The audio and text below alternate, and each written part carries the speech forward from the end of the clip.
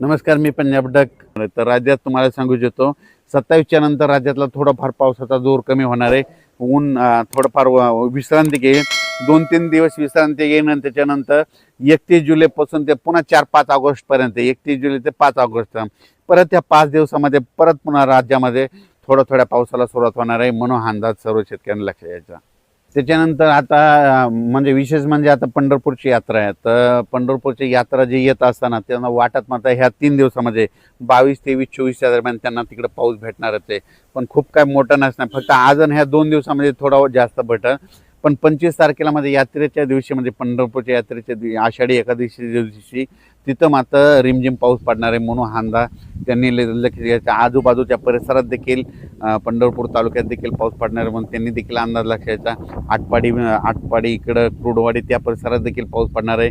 इंदापूर भागात देखील पाऊस असणार आहे, म्हणून त्या शेतकऱ्यांनी लक्षात द्यायचं. श्रीगोंदा, नाशिक, मालेगाव, कळवण, सटाणा, नामपूर, येवला त्या सगळ्या पट्ट्यातले नाशिक दिलं तर सगळ्यांनी काय करायचं, या 21 ते 26च्या दरम्यान नाशिक, उत्तर महाराष्ट्राकडं काय ठिकाणी अतिवृष्टी होणार आहे, म्हणून हा अंदाज लक्षात यायचा. अतिवृष्टी झाल्यामुळे वडी नाल्यांना नद्यांना पूर देखील येणार आहे, म्हणून हे देखील लक्षात यायचं.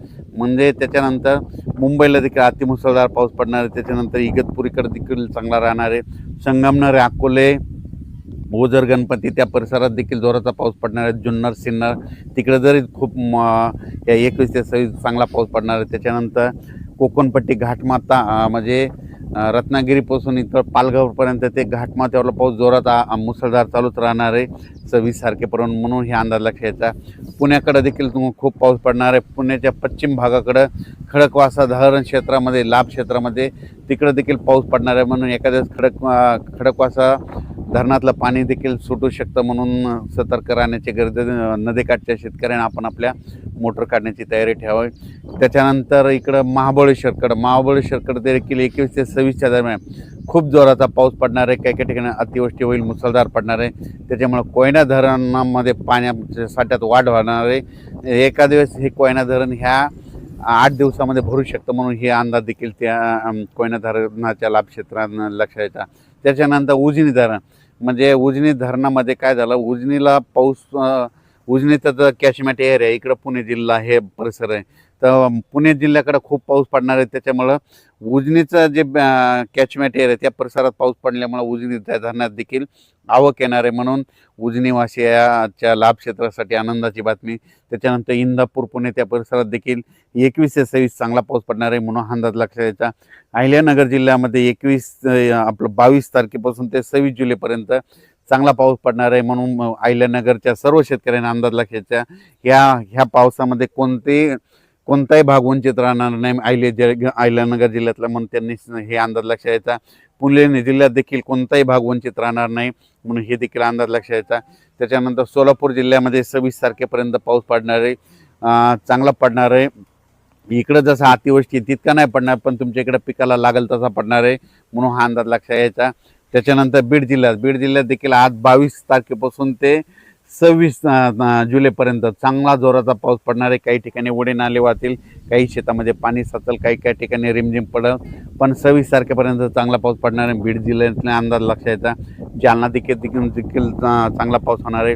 संभाजीनगर जिल्ह्यातल्या शेतकऱ्याला सांगू इच्छितो की संभाजीनगरचा उत्तरेकडला भाग म्हणजे आपलं कन्नड, इकडं फुलंब्री त्या परिसरामध्ये काय होणार आहे, चाळीसगाव, जळगावकडे अतिमुसळधार पाऊस पडत असल्यामुळं त्याच्या लगतच संभाजीनगर जिल्हा लागतो.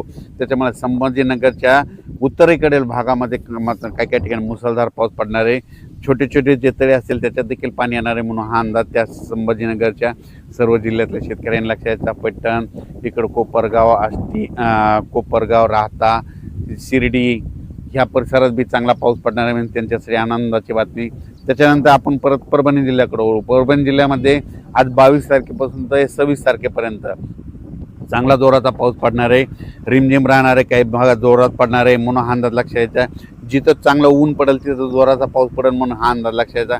26 तारखेपर्यंत परभणी जिल्ह्यात देखील चांगला पाऊस आहे आणि कालच्या अंदाजात सांगितलं होतं पालम पट्ट्यात पडन, तर पालमला काल रात्रीच्याला पडला आणि पालम तालुक्यामध्ये आज देखील पडणार आहे, म्हणून त्यांच्यासाठी आनंदाची बातमी. बीड जिल्ह्यात देखील जे कडाष्टी भाग आहे त्या परिसरात थोडाफार पाऊस कमी होता, तिकडे देखील झाला, पण आज ह्या म्हणजे 22 ते 26च्या दरम्यान तिकडे देखील पडणार आहे, म्हणून त्यांच्यासाठी देखील आनंदाची बातमी. लातूर जिल्ह्यात देखील ह्या 6 दिवसात चांगला पाऊस पडणार आहे, म्हणून त्यांच्यासाठी आनंदाची बातमी. त्याच्यानंतर नांदेड जिल्ह्यामध्ये देखील पाऊस पडणार आहे. जे वंचित गावं तालुके राहिले तिकडे देखील सगळीकडे पाऊस काल झाला आणि त्याच्यातून जर काही शिल्लक राहिले असेल तर तिकडे देखील 26 जुलैपर्यंत चांगला पाऊस पडणार आहे, म्हणून हा अंदाज लक्षात घ्यायचा. त्याच्यानंतर हिंगोली जिल्ह्यात देखील आज म्हणजे 22, 23, 26 तारखेपर्यंत चांगला पाऊस पडणार आहे, म्हणून हे लक्षात घ्यायचं. त्याच्यानंतर इकडं आपण सगळ्यात महत्त्वाचा नागपूर जिल्हा, भंडारा, गोंदिया त्या परिसरामध्ये मात्र मुसळधार अतिमुसळधार पाऊस पडणार आहे, म्हणून हे लक्षात घ्यायचं. ते लो प्रेशर इकडं अमरावतीकडून जात असल्यामुळे अमरावती जिल्ह्यात देखील मुसळधार काही भागात पाऊस पडणार आहे, म्हणून त्यांनी लक्षात द्यायचा. त्याच्यानंतर अकोल्याकडे देखील मुसळधार पाऊस पडणार आहे. अकोल्याच्या उत्तरेकडून म्हणजे परतवाडा, अचलपूर त्या परिसरामध्ये जोराचा पाऊस पडणार आहे, म्हणून त्यांनी देखील 4 दिवसाचा अंदाज लक्षात द्यायचा. त्याच्यानंतर सगळ्यात सांगायचं झालं तर म्हणजे मध्य प्रदेश, महाराष्ट्राच्या बाजूला मध्य प्रदेश आणि इकडं गुजरात आहे, ह्यामध्ये 22 ते 26च्या दरम्यान मध्य प्रदेशमध्ये इंदोर, खंडवा, बुरामपूर त्या परिसरामध्ये, त्याच्यानंतर